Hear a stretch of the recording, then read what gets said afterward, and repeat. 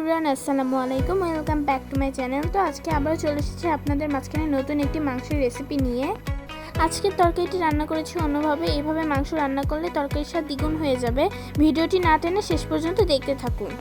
তো ফার্স্টে আমরা মাংসগুলোকে রান্না করার জন্য মাংসগুলোকে কেটে ধুয়ে পরিষ্কার করে নিব এবং অ্যাড করছি পেঁয়াজ, রসুন কুচি, শুকনো মরিচ, হলুদ গুঁড়ো, মরিচ গুঁড়ো, আর দিয়ে দিচ্ছি জিরা গুঁড়া, ধনিয়া গুঁড়া ও গরম মশলা গুঁড়া। স্বাদ মতো লবণ ও তেল দিয়ে মাখিয়ে নিব।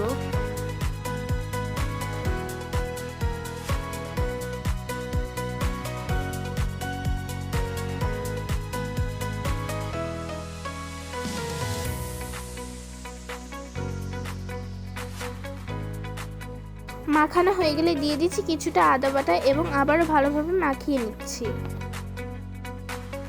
এখন সামান্য কিছু পানি দিয়ে চুলায় বসিয়ে দিব। এখন ঢাকনা দিয়ে ঢেকে দিব। তো দেখুন, আমাদের তরকারি থেকে অনেকটাই পানি বের হয়েছে।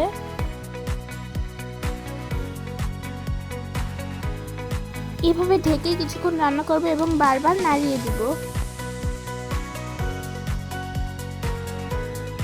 এতে করে মশলা নিচে লেগে যাবে না।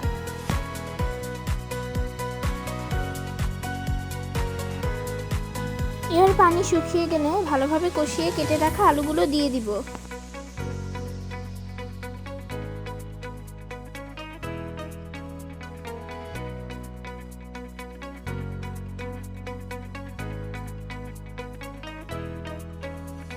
এবার আলুটিও ভালোভাবে কষিয়ে নিব এবং ফুটন্ত গরম পানি দিয়ে দিব।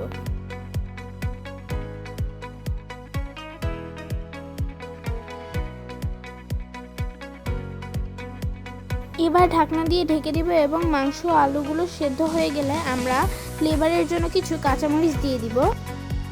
এইভাবে কিছুক্ষণ রান্না করলেই হয়ে গেল আমাদের তরকারি। আর এটা হচ্ছে আমাদের তরকারি ফাইনাল লুক। আর আজকের ভিডিওতে এই পর্যন্তই। দেখা হবে অন্য কোনো ভিডিওতে। সবাই ভালো থাকবেন, সুস্থ থাকবেন। আল্লাহ হাফেজ।